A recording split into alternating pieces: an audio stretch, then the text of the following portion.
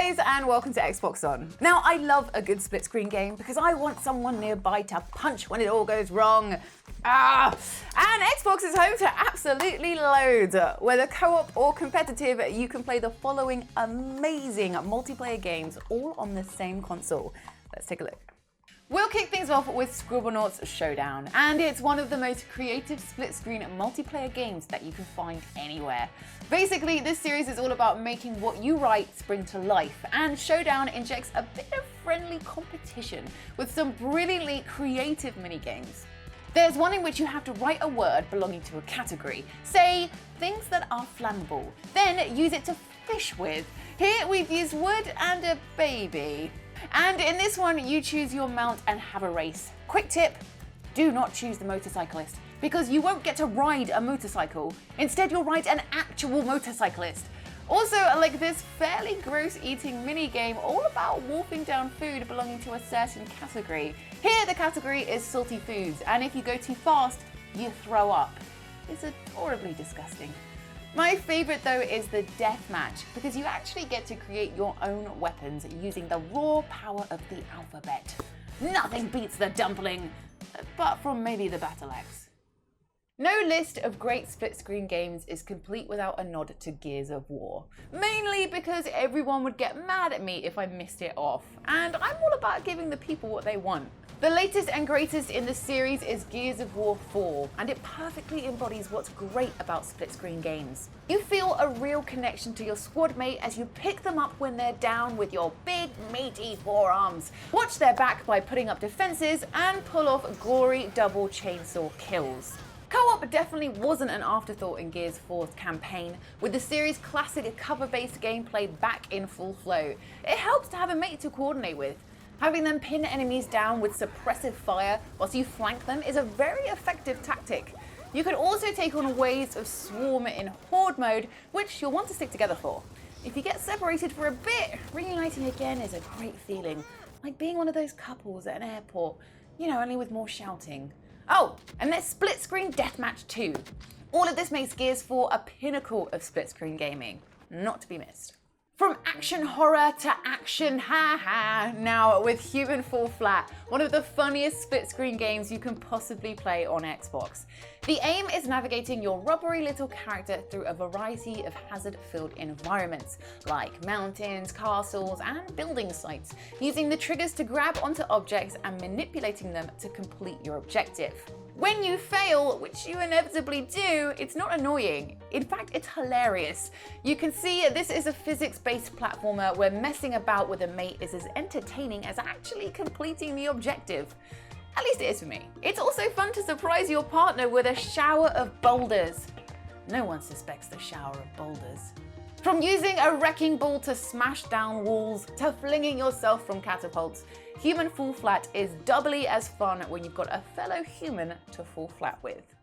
There have been 3 Army of 2 games, but the 2008 first is the only Army of 2 game you can play on your Xbox One through backwards compatibility. It's a purpose-built third-person co-op shooter full of awesome 2-player moments. Like, you can go back-to-back and take down fools in a 360-degree arc of slow-mo mayhem. You can rip off a car's door and stack up behind it as you take the cover along with you. You can engage in dual sniping moments, counting down until you make the shot. And you can save each other from death by dragging them away from the danger zone. Or if you're feeling helpful, just dragging them around so their legs don't get tired. You can even trade weapons with each other in scenarios where, for instance, they've got a sniper rifle, but you want it because they can't be trusted. But my favourite bits are the emotes. Give your buddy a friendly pat and a high five for a job well done.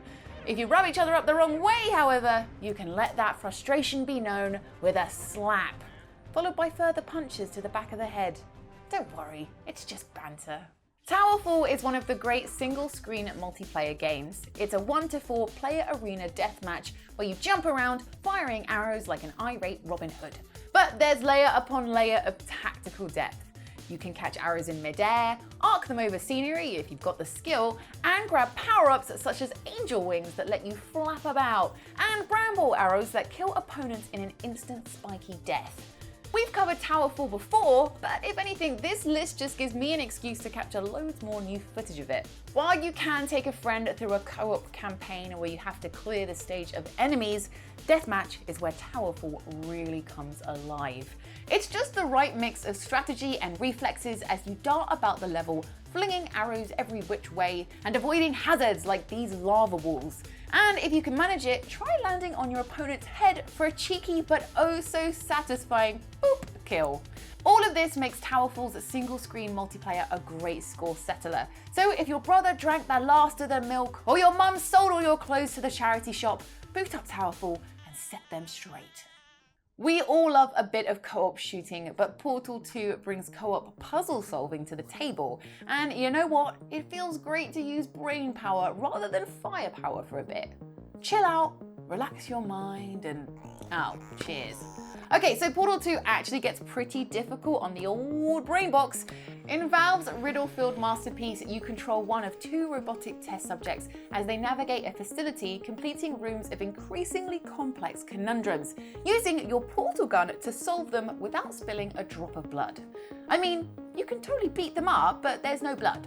With stages introducing bridges of light, big flippy paddles that launch you through the air, deadly lasers, crushy spike ceilings, and charming little turrets that kill you in the cutest way possible, you're going to need to team up with someone you can trust. Someone with the finger skills of a world-class painter and the mind juice of Einstein. Instead, I got Benny, which is where things like this happen. Yeah, thanks for that, mate.